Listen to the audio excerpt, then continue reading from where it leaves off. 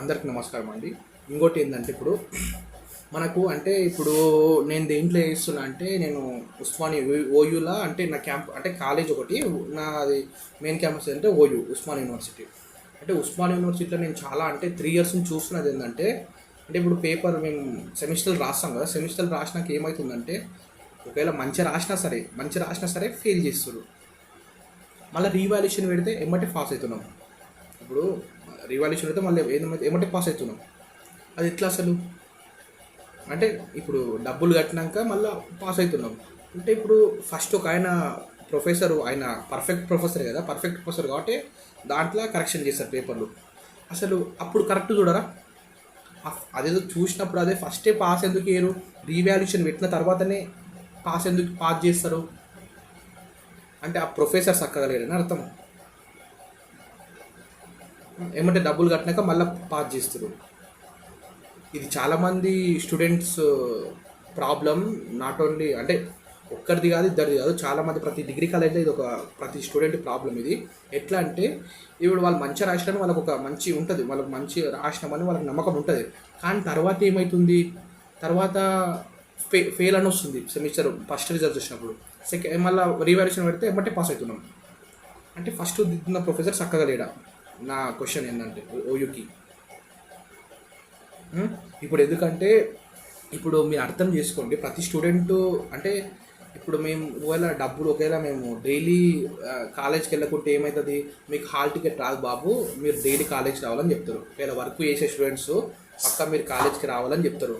ఒకవేళ చెప్తారు కదా కాలేజ్కి రమ్మని, ఇంకా వాళ్ళు ఏం చేస్తారు, వర్క్ పక్కన పెట్టి అరే బాబు హాల్ టికెట్ రాదురా బాబు అని ఇంకా కాలేజ్కి వస్తారు. వాళ్ళు కాలేజ్కి వస్తే కాలేజ్ ఏమో మంచిగా రాసినా సరే ఫెయిల్ చేస్తారు ఉస్మానియా యూనివర్సిటీ వాళ్ళు. ఆ తర్వాత రీవాల్యుయేషన్ పెట్టుకున్న తర్వాత మళ్ళీ పాస్ చేస్తారు. అంటే చాలామంది, నా ఒక్కరినే కాదు, అందుకల్సి పేపర్ తీయనండి, నేను చూస్తాను. పేపర్లు తీయండి, నేను కూడా అది మేము పేపర్లు తీస్తాం. అసలు కరెక్ట్ ఎంత ఉందో తప్పు ఎంతో మేము చూద్దాం. ఒక్క సబ్జెక్ట్ కాదు, అట్లా చాలా సబ్జెక్టు, చాలా అంటే ఒక్క స్టూడెంట్గా నీకు పర్ సబ్జెక్ట్కి ఎంత అంటే రీవాల్యుయేషన్ 500.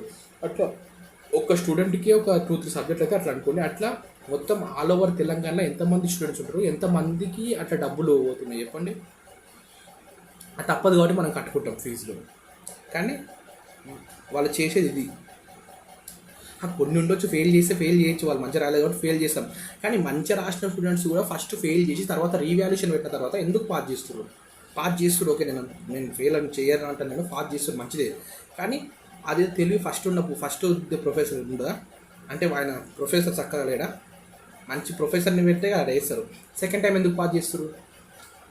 అంటే ఇప్పుడు సెకండ్ టైం వాళ్ళు రీవాల్యుయేషన్ పెట్టినప్పుడు మేమేం రాయం అంటే ఆన్సర్ షీట్లు ఏమైనా పాస్ చేయడానికే, మనం రాగిన కేసులో స్టూడెంట్స్కి రాయడానికి కూడా ఛాన్స్ ఉంటుంది కదా.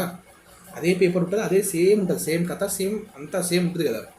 ఆ సేమ్ ఉంటే కూడా మళ్ళీ అంటే ఎందుకు పాస్ అవుతున్నాం సెకండ్ టైం రీవాల్యుయేషన్ పెట్టినాక? అంటే డబ్బుల కోసం అని క్లియర్గా అర్థమవుతుంది మనకు. అందుకే ప్రొఫెసర్స్ ప్లీజ్ మంచిగా కరెక్షన్ చేసేటప్పుడు కరెక్ట్ కరెక్షన్ చేయండి. పైసలు అంటే ఎవరికైనా సరే పైసలు పనిచేస్తూనే వస్తుంది, స్టూడెంట్స్కి అయినా సరే ఎవరికైనా సరే. సో కరెక్ట్ చేయండి, డబ్బుల కోసం కాదు. అది విద్యార్థిని దృష్టిలో అందరూ ప్రతి ఒక్క విద్యార్థిని దృష్టి పెట్టుకొని చేయండి. మంచిగా రాయకుంటే ఫెయిల్ చేయండి నేను చెప్తున్నా. కానీ మంచిగా రాసినా సరే ఫస్ట్ ఫెయిల్ చేసిన తర్వాత రీవాల్యుయేషన్ తర్వాత పాస్ చేయడం అట్లా ఉండొద్దు. ఎందుకంటే ఒక విద్యార్థి కష్టాలు విద్యార్థి తెలుస్తాయి కాబట్టి, నాకు తెలుసు కాబట్టి నేను చెప్తున్నాను. ఎందుకంటే డబ్బులు ఎవరి ఊరికి రావదండి, ఎవరైనా కష్టం చేస్తేనే వస్తాయి కదా. యూత్ వాళ్ళకి ఏముంది, వాళ్ళు ఇప్పుడు యువత ఎట్లా అంటే ఇప్పుడు ఇట్లా కాలేజీ రాకుంటే ఫెయిల్ చేస్తారు. అందుకని వర్క్ కూడా చేసుకోలేదు. ఇప్పుడు బయట ఏమన్నా పార్ట్ టైం జాబ్లో క్యాటరింగ్స్ ఉంటే వెళ్తారు. సో నేను చెప్తున్నా, వాళ్ళందరినీ దృష్టి పెట్టుకొని చెప్తున్నాను, డబ్బులు ఎవరికి ఊరికే రావు కాబట్టి అట్లా చేయకండి. చేసేటప్పుడు కరెక్ట్ చేయండి. మంచిగా రాయకుంటే ఫెయిల్ చేయండి. నేను పాస్ చేయమని చెప్తాను, మంచిగా రాయకుండా సరే పాస్ చేయమని చెప్తాను. కానీ మంచిగా రాసినా సరే ఫెయిల్ చేసి మళ్ళీ రీవాల్యుయేషన్ తర్వాత పాస్ చేయకండి అంతే. కరెక్ట్ దుద్దేటప్పుడు కరెక్ట్ దుద్దాలి అంతే. ఇది నా ఒక సమస్య కాదు, చాలామంది కాలేజీల సమస్య. Thank you.